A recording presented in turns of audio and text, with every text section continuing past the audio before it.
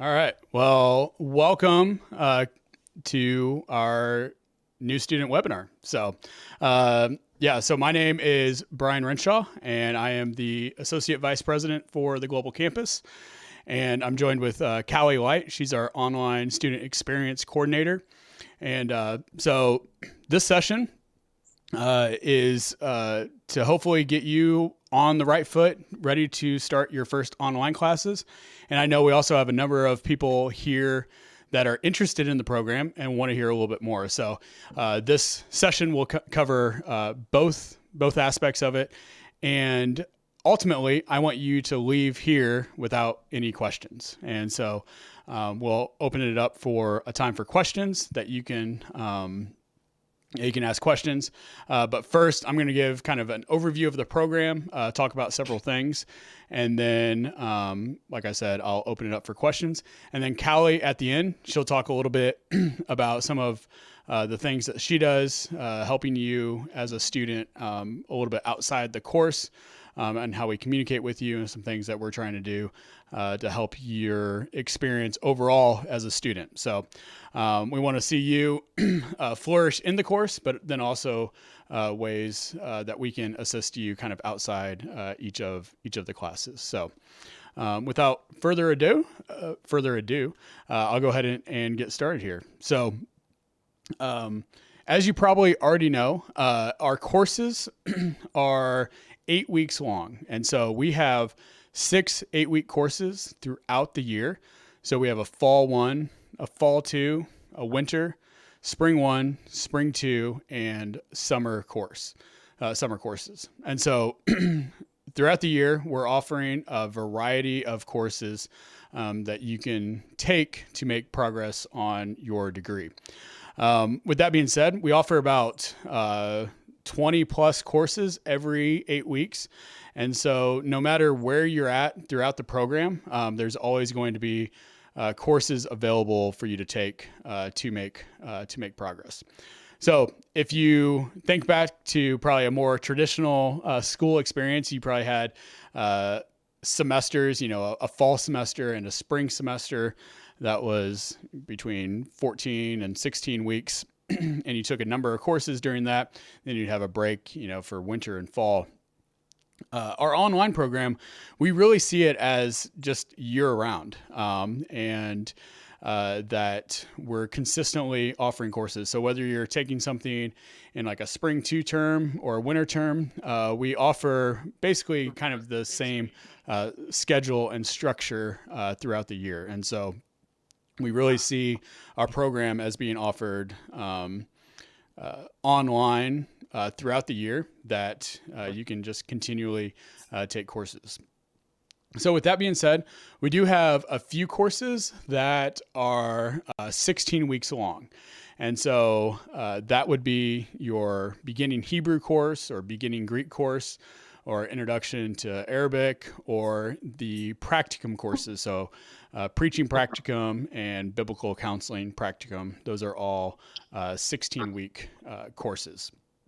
Long everything else, those are going to be 8-week courses. They do move quickly, and we'll talk about some time management, how long you should be spending on courses, but they do move quickly. And so it's 8 weeks of course content that moves pretty quick. With that being said, while they're 8-week courses, that doesn't mean that there's less content that you would get, let's say, if you came to campus and you were taking an on-campus course. It just means that it's condensed in to 8 weeks worth of content. And I'll talk a little bit more about that in a little bit. So what that also means, so if you've done the math, that means we have 6 8-week terms. That's 48 weeks out of the year that we have courses. We take 1 week off during Christmas. That's in the middle of the winter term. So that leaves 3 weeks worth of breaks that we scatter throughout the year between different terms. And so we find a lot of students will take 1 to 3 courses every term throughout the year. And then they may take like a break during the winter, or like a spring 2 or something like that. The nice thing about that is you can take a break for 2 months and then get right back in. You don't have to wait 3 or 4 months to get back in and make progress. And so as an online student, I just encourage you to continually make practice, to continually take courses, but take a break when you need to, and then come jump back in and so forth. So that's an overview of kind of the overall structure that we have. And through those 8-week terms, we offer a variety of core courses. And so whether you're a Master of Divinity student or a Master of Arts student, you're going to have a set of core courses that you're going to be taking. So that would be like your hermeneutics, New Testament courses, Old Testament, systematic theology, church history, and then if you're like a preaching course or a discipleship teaching course, and so forth. And so those will be like core courses, and then we offer a variety of electives which go into our graduate certificate that you've probably read about for that. So with that, we offer tons of electives, lots of core courses. There will be no fear of having the options available to you to make progress in your degree. Once you get a little bit further along in your degree and you're maybe taking an elective, those we usually offer like once or twice during the year. And so you will want to be on the lookout for when those are going to be offered. But core courses, like a hermeneutics course, we offer 6 times a year for that. And so core courses are offered quite a bit. All right. So I want to talk about now a little bit about the core components of each of our courses. And so, as an online student, I'm sure you're interested in doing online studies because you need some flexibility. And so just like many online programs, our program is asynchronous. And so what that means is that you can do the work, watch the lectures, do the reading, do the assignments, basically whenever you want. So if you're a morning person, you can get up bright and early. And that's when I'm a morning person. I get up early and then I go to bed early. But you may be a night owl and you want to work, do schoolwork late at night or over lunch or during the day. You can do your schoolwork whenever you want. And the only caveat with that is that there are due dates each week. And so what that means is that each week you'll have lectures to watch, you'll have reading to do, assignments to work on, discussion forums, and that will be due at the end of the week. So our courses begin and end on Monday, which kind of seems maybe a little bit confusing. So like your course each week will begin and end on a Monday. The reason for that is we don't want to have due dates on Sunday evening. Many of you have ministry responsibilities, and we just don't want you worrying about school, trying to finish things up on a Sunday night. So we make the due dates a Monday night, but the next week also starts on a Monday. So there's a little bit of overlap there. So the course is asynchronous, and so you can do your assignments throughout that. So each course is going to be unique in terms of, when we work with faculty to develop a course, each course is going to feel like their course because it's their course. They worked with our instructional designers to develop it. And so each course is going to be uniquely theirs, but we do have several common core components that you'll find in each course. And so that is lectures. So I know as an online student or coming to Southern that you're probably coming here for our faculty and that you want to hear from our faculty. And so we really believe that we should develop an online program that reflects what we're about here. And our faculty record lectures specifically for their online courses. And so they take, what they're usually teaching, on campus. They work with an instructional designer to figure out how to break up that content and record lectures specifically with our Southern Production Studio, specifically for their online courses. So what that means is if faculty, generally has like an hour and a half lecture on a certain topic, we work with them. Okay, what's the best way to structure this lecture to deliver in an online format that has, shorter bits. So one lecture topic may have like four different parts. Makes it a little bit easier for you as a student. Watching the lectures and planning out your time and so forth. So you may have several different lectures, but they're 10 to 15 minutes long for that. Now, they're not like bite-sized lectures. They're not like 2-minute lectures, but they are broken down to make it a little bit more accessible for you. So you're going to have lectures. Then you're going to have assignments and assessments. So that has anything to do with quizzes or exams or papers or projects. Then you're going to have reading to do.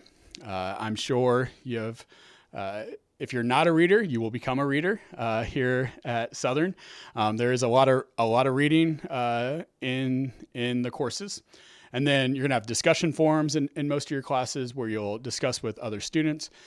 And then the last part is what I think is kind of a highlight of our program is what we call live syncs. So live syncs are Zoom meetings with your professor. And so if you're taking New Testament 2 with Dr. Schreiner, that means you're watching Dr. Schreiner's lectures, whenever you want in that asynchronous format. But then 4 to 6 times throughout the course, he's going to host these live syncs, which are basically live Zoom meetings with the faculty. Now, we also recognize that not everybody is going to be able to make these live syncs. And so most of our professors provide recordings. But what we find is most of our online students make the time to attend these live syncs, and the schedules will vary from course to course. They'll send out, when these live sync sessions will happen at the beginning of the course, so you can put them on your calendar and try to make time to attend them. But based on feedback from students, what we find is that these are some of the highlights of the course because they get to ask, Dr. Schreiner, Dr. Pennington, Dr. Allison, Dr. Willem, questions about the content that they're learning. They get to interact with them and have some of that live one-on-one contact with them for their course, but then also have the flexibility of being able to watch the lectures, do the reading and so forth, do the assignments whenever they want. So most of it is asynchronous. Live sync sessions obviously are synchronous for that. If you're not able to make it, you're not going to be penalized in the course for not being able to make it. There's always things that you can do, whether it's watch the lecture or do something to get that content for that. So I'm going to pause it right there, and I want to just open it up for any questions that you may have. Yeah, so we don't have a set rule that professors have to let students work ahead, but almost most everybody allows that, because they recognize most students are really busy. They may have like a super busy week coming up. They're like, hey, can I get ahead a little bit? And so most of our students are able to work ahead. We do publish our courses usually 4 to 6 weeks prior to the start of the course when it starts. And what that means is that you have access to the course. You can see the syllabus. We unlock 98% of our courses. All the weeks are unlocked, and so you can work ahead, watch the lectures, do the reading. The one thing that you can't work ahead on just because you're interacting with students is the discussion forums. And so you may be able to do like an initial post, but like the replies will need to come during that week and so forth. So if you are wanting to work ahead, I always recommend that students just email the professor, or I'm going to talk about the online teaching assistants, and just say, hey, I'm going to have a busy week. Is it all right if I work ahead? And they usually just give the go ahead. No, there is no time limit that you have to finish a degree. In my experience, working with students, talking with students, the ones that stay doing things somewhat consistently, they may take breaks every now and then, do better finishing the degree. If you take a break like 2 years, it's much harder to get back into school after you kind of had some momentum. But there is no time limit. A lot of students will just take one course every term, and they may have like an 8-year program, and that's completely fine.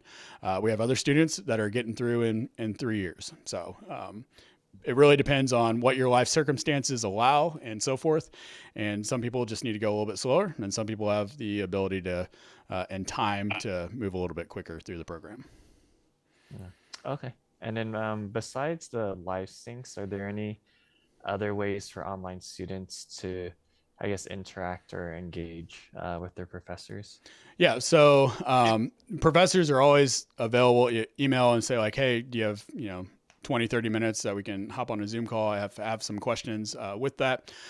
We do some events throughout the year that we may have like a Q&A with the professor and so forth. Also, if you've seen, we're offering what we call our experiential modulars now, where we'll cover your lodging and meals to come here to Louisville. You'll be here for 3 days, and you'll get to interact with professors that way. So as an online student, you can always take like a modular class, whether it's our traditional modulars or our new experiential modulars, and do that. So yeah. That's a very common question that we get. So within the course, you can like email another student and connect that way. I will say, just behind the scenes, we are working on building out a community platform app that you'll be able to download. That all online students will be in there. We can like form groups, do events, have some other helpful things through that, where it'll be a dedicated space that you can connect with other students and network and so forth. That's hopefully coming sometime in the fall, maybe the spring. But we are working on a more full-fledged experience that you can do kind of outside the course. The whole Southern Online community can network with each other, talk to each other, and so forth. And so that is coming. But prior to that, you can always contact another student in course, whether, through discussion forums or click on their name on the roster and just email, be like, hey, just wanted to check in and so forth. After you take the required amount of classes, there's a form. You'll probably meet with an academic advisor, and then you'll just transfer into one of the master's program. It's a pretty simple process. We try to make it as easy as possible for that. It's just a form, and then you're right in the degree program, and you just continue on as you were. But yeah, so 7 classes that you would take generally, for to finish it out. And with those, we have graduate certificates, so you can kind of group certain classes together. If you take, like 3 church history classes, you can put it together for an advanced church history graduate certificate, and that rolls into your overall Master of Divinity with that. So, yep. Sorry. So those electives come from the certificate? Yes. So you can take just like any electives and not apply them towards a certificate, or you can take 3 in a certain category like church history or systematic theology or New Testament or something like that, and apply it to a graduate certificate. And those electives count towards your master's degree, so they overlap with that. So they're part of the course, and we recognize that not everybody is going to be able to attend, based on schedules and everything. Like, there's too many students, too many schedules to make something where everybody can. So they are part of the course. If you're not able to make it, usually like a recording is made available to you that you can watch to get credit for that. Every once in a while, they may have something else that you like respond to or put you in another discussion forum.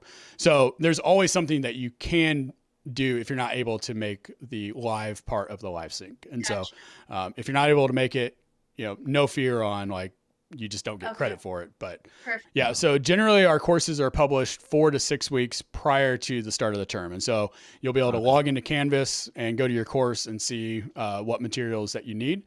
Every once in a while, we're still trying to develop, finish up development of a course with a professor. If that's the case, we will post the books to the page before publishing the course, so you still have access to what books that you need, even if the course isn't completely ready for you. I I would love to see students coming back, whether it's like once a year or like once a semester, just depends on what their schedules are. I'd love to see it kind of snowball into, you come back every year, you meet some friends, and you just make plans like, hey, we're all going to take this course and we're all going to meet up in Louisville and take a class together and hang out, and then be able to talk, however you do throughout the year. So I would love to see, students, kind of making friends and be like, hey, we're going to do this once a year, and kind of a retreat and meet up. But if you can only do one course, that's great as well. But I think those that, maybe, starting the program, they do it once a year, meet some friends, could be a really encouraging time for students, taking online classes. So it'll be offered each term, is what I'm hearing from you. Yeah, that is the plan. And unless this first year goes terribly, which I'm not expecting it does, as long as it goes well, we plan on continually offering it year after year. Yeah, you can definitely take other courses along with that. So, the Experiential Modular is, part online, and then, 3 days on campus, and then you finish online. And so if you are regularly taking like 2 classes in a term, take another online course with that. It really depends on your schedule, but yeah, it's not designed to cannibalize like your entire term. The aspect of it is like coming to Louisville for that week. You won't have any online content that week. But if you have space in your schedule, to take other courses, great. Perfect. Thank you so much. So no specific discounts. I know that Lagos does have like a student discount program that you can apply for, and using your student email address. In our Old Testament class with Dr. Betts, we're doing a trial with Lagos Bible Software where they are supplying the books. And so you can purchase the physical books if you want, but your books will be supplied via Lagos for that. So if you're in that Old Testament class, that's probably what you're talking about. We also, as a student, you do get like access to an account and some basic resources that you can sign up for and link your account with that. But the Old Testament one is a trial we're doing with Lagos on just getting student feedback on whether or not like this might be something we explore in the future, providing books through Lagos for students that way. I am also in that Old Testament class with Dr. Betts. So as someone who's going to benefit from that trial program, I think it's something that we should continue to do. Yeah. That's what I like to hear. We'll be sending out a form at the end of the class so we can gather feedback from students. I would love to hear that positive enthusiasm. Okay, so I'm going to continue just a little bit more, and then we'll open it up for questions again in case I spark some questions, and then Callie will finish it up with us. So we have several different support systems for students, and one of that is within the course itself. And so all our courses, like I said, are taught by our faculty. So if you're sign up for a class with Dr. Schreiner, it's going to be Dr. Schreiner's lectures. He's going to be on the live syncs and so forth. He's the one teaching the class. But then he'll also have a couple online teaching assistants, which are usually his PhD students, and they'll help with like logistical questions. It's distinct from being a faculty member, but they'll help you out in the course. They'll answer logistical questions that you may have that come up. They'll be doing the grading, giving you feedback, and so they work with the faculty, but they're there to help handle some of the communication that happens throughout the course. And so that's one support system that we have. Then we also have academic advisors. So our academic advisors are available to you as an online student or on campus or however you're studying. We also have academic coaches. So some of you may have already been contacted by Simon or Aaron already, but our coaches are there to help support you, whether it's, how to study better, get registered for a class, or what class you should be taking, or questions that you may have throughout the program. And they'll be reaching out to students about every 8 weeks via text or email, just checking in. And a lot of students are like, "Hey, everything's good, but I appreciate you checking in." But then they also are able to answer a lot of questions. and or forward issues to me or anything like that. So our academic coaches, hopefully, will be a helpful resource for you throughout your time here at Southern. And then just a reminder that basically all the resources that we have available on campus are available to you as an online student. I know Callie will talk about this a little bit, but for example, like the Writing Center, I know, writing can be scary and like how to do it well. And if you need support with that, the people in the Writing Center will, you just schedule a Zoom session with them. They'll talk you through a paper that you're writing. Then also library resources. So any library resources that you need, we have a whole host of books that are available as ebooks that you can check out. And if we don't have something as an ebook, you can ask the library, hey, can you scan these pages, these 3 or 4 pages I need for a paper, and they'll take the physical book, they'll scan it, they'll send you a PDF of it, and you're good to go. So I'm a PhD student here on campus, and quite honestly, I don't step foot in the library that much. I just use mostly digital resources that we provide, and it works out great. So just want you to know that we have a lot of support for you as students. And any help that you may need, you can always email onlinelearning at sbts.edu if you don't know, where to get help, and we're happy to help you for that. The last little segment, I just want to give some strategies on preparing yourself for taking your first class, or if you're thinking about joining here at Southern, being an online student. So if you have been out of school for a while and you are coming back to school and it's been, 2 years, 5 years, 10 years, 15, 20 years, and you're coming back to school and that's your story, you're not alone. So a lot of our online students are coming back to school after finishing, an undergraduate degree years ago. And they're like, I need to be trained for ministry. I need some formal education, and they're coming back to school. And so if that's you, you're not alone. And I realize that can be a scary time. You're like, I'm already very busy. How am I going to add school on top of this? So, number one, just realize you're not alone, and that we recognize that this is the situation for a lot of our students, which is great. So with that, as you're getting ready to start your studies, especially as you're preparing for your first course, if you're taking a fall 1 course, they start on Monday. Take this weekend and grab the syllabus, the schedule, read through it, carefully, and kind of figure out what's all going on. Write down any questions that you have, and you can always contact your OTA with, hey, what does it mean by this? But then also take your schedule and then take your personal and work calendar and sit down and just look at, week to week what you have going on. And the more that you can plan, the better that you're going to be off working through your courses. So you may have a couple weeks that are going to be really busy at church, but you also have a final project due like that week as well.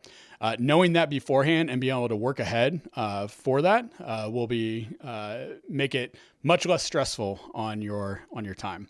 The other thing that I really suggest that students do, so we generally tell students to block off about 10 hours per week per course. And this means covering the lectures, the reading, studying, taking exams, and so forth. And so when we're designing a course, we try to, we have some calculations that we do, but we try to make it about 8 to 10 hours a week for each course. Now, different courses are going to be a little bit different, but that's just kind of our general rule of thumb for that. So before the semester starts, block off on your calendar, make meetings with yourself of 10 hours that you can spend dedicated to this course. Because as we all know, time will not just magically appear. If you're hoping like, I can probably figure this out on a week-to-week basis, you're going to be stressed. And so anything that you can do to plan out ahead of time is going to go a long way for that.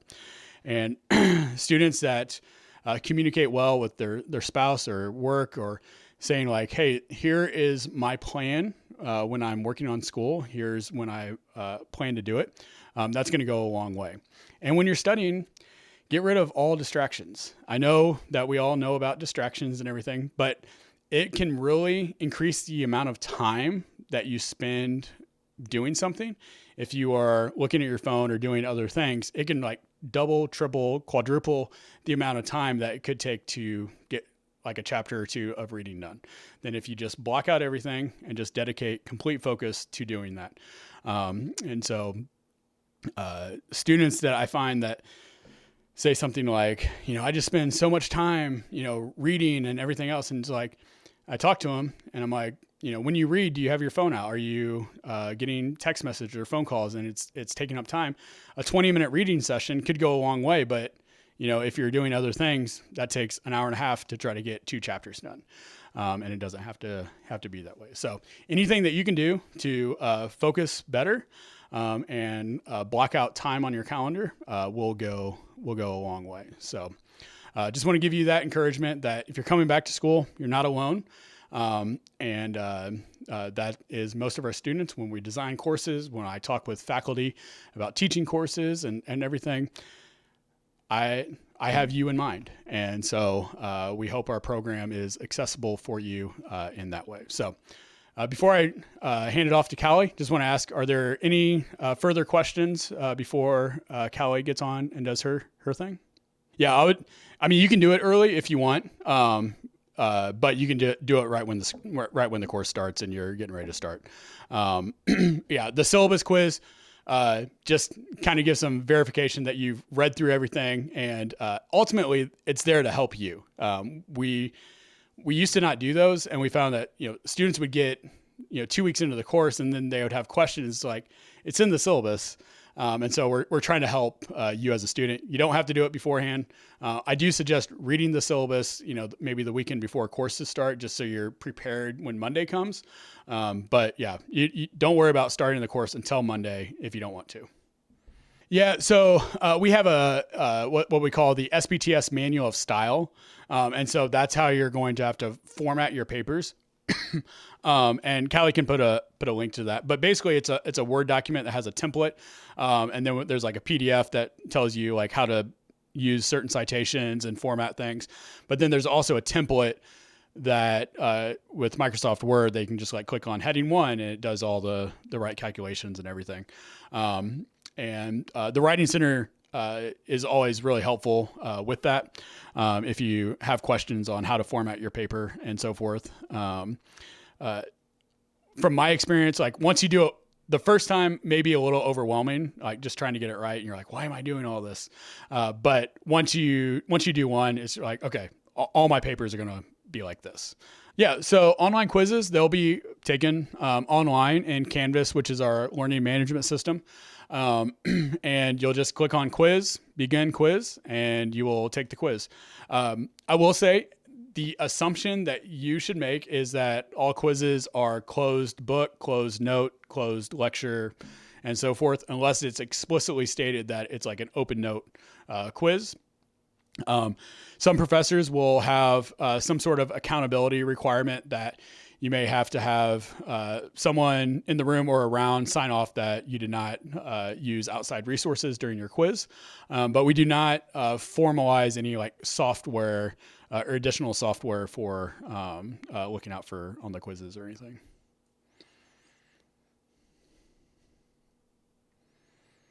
Yeah. While we don't have like an official recommendation, here is my personal recommendation that I usually give students.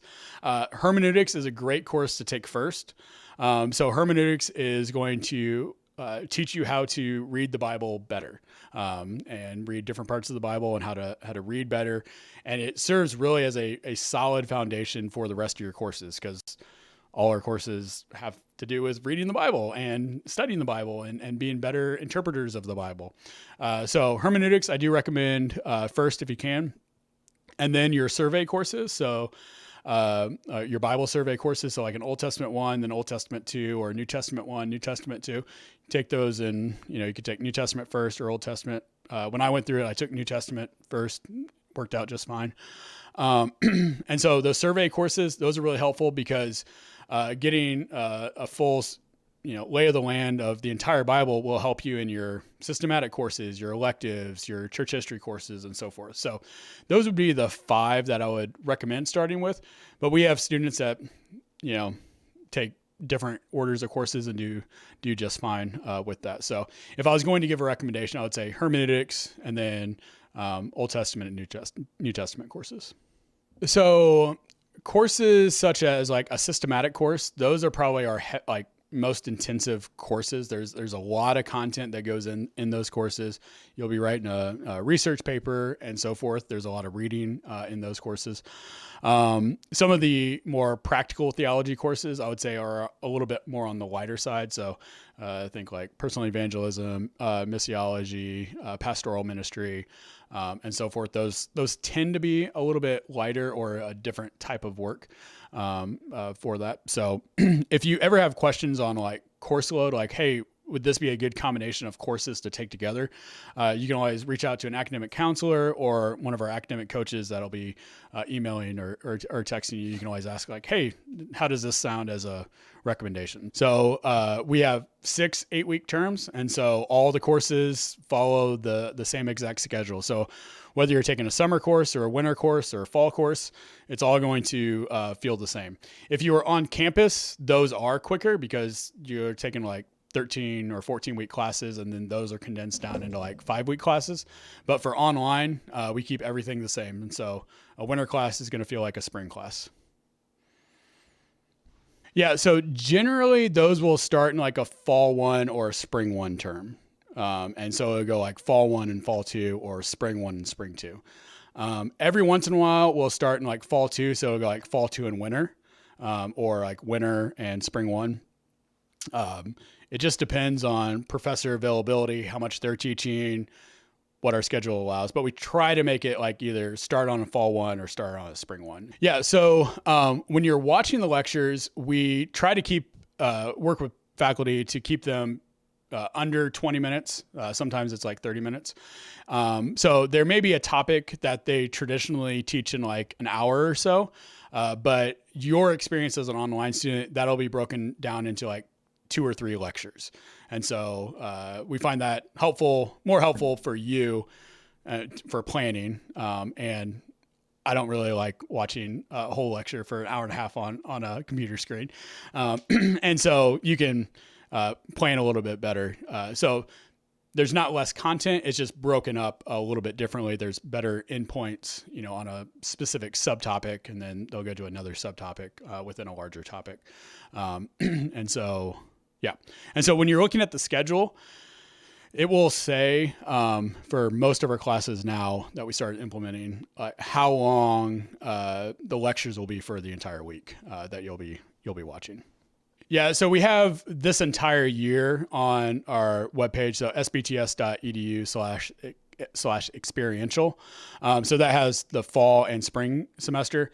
I hope to have next year's schedule, hopefully winter-ish, available.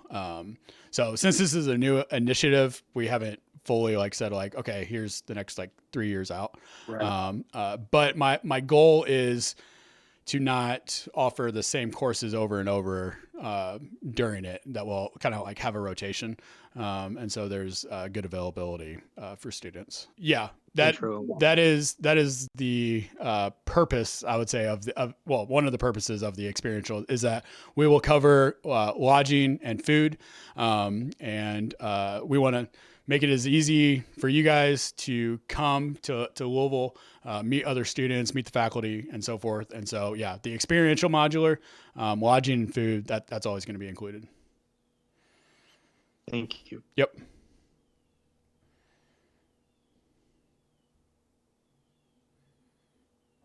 Any other questions? All right. I'm going to pass it off to Callie real quick. If there's ever, if anything ever comes up and you have a question, I'm going to put my email address here. Feel free to email me personally. I'll be happy to get back to you.